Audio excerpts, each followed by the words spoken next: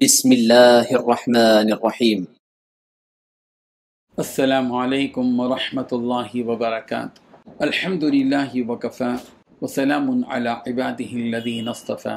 اما بعد۔ حاضرین و ناظرین، یہ درس نمبر 1935 ہے اور آج سورۃ الاحقاف کی 3 آیتوں کی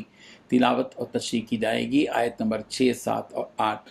چلے سب سے پہلے ہم ان 3 آیتوں کی تلاوت کرتے ہیں، لفظی ترجمے اور ترجمے کے بعد تشریح کرتے ہیں۔ اعوذ باللہ من الشیطان الرجیم، بسم اللہ الرحمن الرحیم۔ وَإِذَا حُشِرَ النَّاسُ كَانُوا لَهُمْ أَعْدَاءً وَكَانُوا بِعِبَادَتِهِمْ كَافِرِينَ وَإِذَا تُتْلَى عَلَيْهِمْ آيَاتُنَا بَيِّنَاتٍ قَالَ الَّذِينَ كَفَرُوا لِلْحَقِّ لما جاءهم هذا سحر مبين أم يقولون افتراه قل إن افتريته فلا تملكون لي من الله شيئا هو أعلم بما تفيضون فيه كفى به شهيدا بيني وبينكم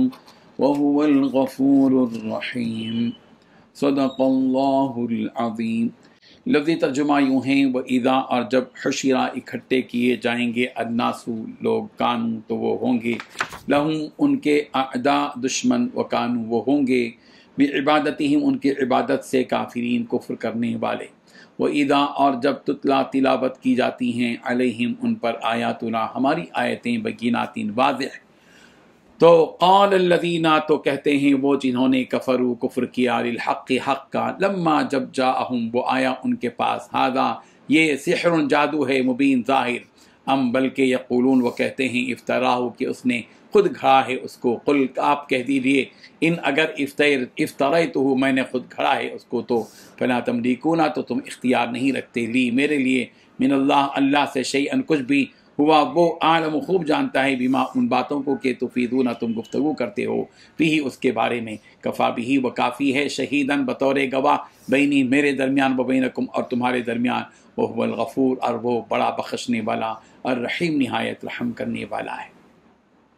ترجمہ یوں ہے، اور جب لوگوں کو محشر میں جمع کیا جائے گا تو وہ ان کے دشمن بن جائیں گے اور ان کی عبادت ہی سے منکر ہوں گے، اور جب ان کے سامنے ہماری آیتیں اپنی پوری وضاحت کے ساتھ پڑھ کر سنائی جاتی ہیں تو یہ کافی لوگ حق بات کے ان تک پہنچ جانے کے بعد بھی ان کے بارے میں یوں کہہ دیتے ہیں کہ یہ تو کھلا ہوا جادو ہے۔ کیا ان کا کہنا یہ ہے کہ اسے پیغمبر نے اپنی طرف سے گھڑ لیا ہے؟ کہہ دو کہ اگر میں نے اسے اپنی طرف سے گھڑ لیا ہے تو تم مجھے اللہ کی پکڑ سے ذرا بھی نہیں بچا سکو گے۔ جو باتیں تم بناتے ہو وہ انہیں خوب جانتا ہے، میرے اور تمہارے درمیان گواہ بننے کے لیے وہ کافی ہے، اور وہی ہے جو بہت بخشنے والا، بڑا مہربان ہے۔ ان 3 آیتوں میں 9 باتیں بیان کی گئی ہیں۔ پہلی بات، جب لوگوں کو محشر میں جمع کیا جائے گا تو یہ ان کے دشمن بن جائیں گے۔ دوسری بات، یہ معبود ان کی عبادت سے ہی منکر ہو جائیں گے۔ تیسری بات، جب ان کے سامنے ہماری آیتیں پوری وضاحت کے ساتھ پڑھ کر سنائی جاتی ہیں تو یہ کافر لوگ حق بات کے ان تک پہنچ جانے کے بعد بھی ان کے بارے میں یوں کہہ دیتے ہیں کہ یہ تو کھلا ہوا جادو ہے۔ چوتھی بات، کیا ان کا یہ کہنا ہے کہ اسے پیغمبر نے اپنی طرف سے گھڑ لیا ہے؟ پانچویں بات، کہہ دو کہ اگر اسے میں نے اپنی طرف سے گھڑ لیا ہے تو تم مجھے اللہ کی پکڑ سے ذرا بھی بچا نہیں سکو گے۔ چھٹی بات، جو باتیں تم بناتے ہو وہ انہیں خوب جانتا ہے۔ ساتویں بات، میرے اور تمہارے درمیان گواہ بننے کے لیے وہ کافی ہے۔ آٹھویں بات، وہی ہے جو بہت بخشنے والا، بڑا مہربان ہے۔ بزرگان محترم، پچھلی آیتوں میں کہا گیا کہ یہ کافر جن باطل معبودوں کی عبادت کرتے ہیں وہ نہ تو ان کی پکار کو سن سکتے ہیں اور نہ ہی ان معبودوں کو پتہ چلتا ہے کہ وہ ان کے سامنے کیا کر رہے ہیں۔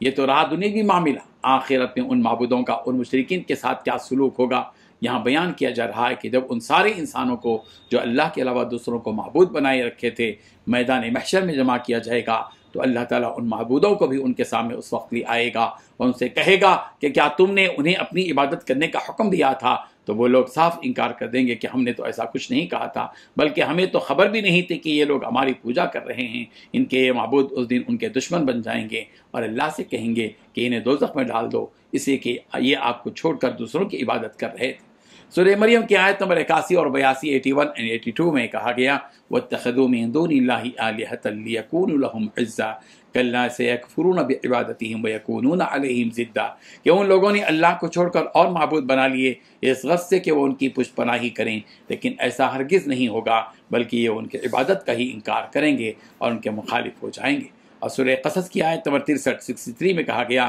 تبرأنا الیک ما کانوا ایانا یعبدون کہ ہمارے پروردگار ہم آپ کے سامنے ان سے دستبردار ہوتے ہیں یا ہماری عبادت نہیں کرتے تھے۔ اصل میں مشرکین کی کئی قسمیں تھیں، بعض مشرکین نے بتوں کو معبود بنایا، اور بعض مشرکین نے فرشتوں کے بارے میں گمان کیا کہ وہ اللہ کی بیٹیاں ہیں، بعض مشرکین نے گزرے ہوئے انبیاء کو معبود بنا لیا جیسا کہ حضرت عیسیٰ، حضرت عزیر علیہ السلام وغیرہ۔ تو قیامت کے دن یہ سارے کے سارے اللہ تعالیٰ کے سامنے ان مشرکین کی حرکت سے دستبردار ہو جائیں گے کہ اے اللہ ہم نے تو انہیں اپنی عبادت کرنے کا حکم نہیں دیا تھا، جو یہ لوگ کرتے تھے وہ خود اس کے ذمہ دار ہیں، ہم سے ان کا کوئی لینا دینا نہیں ہے، آپ انہیں جو عذاب دینا چاہیں وہ لوگ اس کے مستحق ہیں۔ دنیا میں جب ان مشرکین کو سمجھایا جاتا تھا کہ تم یہ جو باطل معبود بنا رکھے ہو وہ بالکل غلط ہے، اور نبی رحمت صلی اللہ علیہ وسلم نے انہیں اللہ کا پیغام پڑھ کر سنایا کہ اللہ تمہیں ان سب کو چھوڑ کر صرف اسی ایک رب کی عبادت کرنے کا حکم دے رہا ہے، لہذا تم صرف اسی ایک رب کی عبادت کرو، ان معبودوں کو چھوڑ دو، اور دیگر احکامات جو اللہ نے آپ صلی اللہ علیہ وسلم کے پاس بھیجے تھے پڑھ کر سنائے۔ تو یہ مشرکین اس وقت آپ صلی اللہ علیہ وسلم پر ہی جھوٹا الزام لگاتے تھے کہ اللہ تعالیٰ نے ایسا کچھ نہیں کہا ہے اور ایسا کوئی حکم نہیں بھیجا ہے، یہ تو تمہاری اپنی بنائی ہوئی باتیں ہیں، اور ایک جادو ہے جس پر بھی تم اسے پڑھ کر پھونکتے ہو وہ تمہاری بات مان لیتا ہے، یا یوں کہتا ہے کہ یا یوں کہتے تھے وہ کہ تم ہی نے اب اسے اپنی طرف سے ایجاد کر لیا ہے اور خامخواہ اللہ پر جھوٹ باندھ رہے ہو۔ ان کی اس بات پر اللہ کے نبی صلی اللہ علیہ وسلم فرما رہے ہیں کہ اللہ تو وہ ذات ہے جو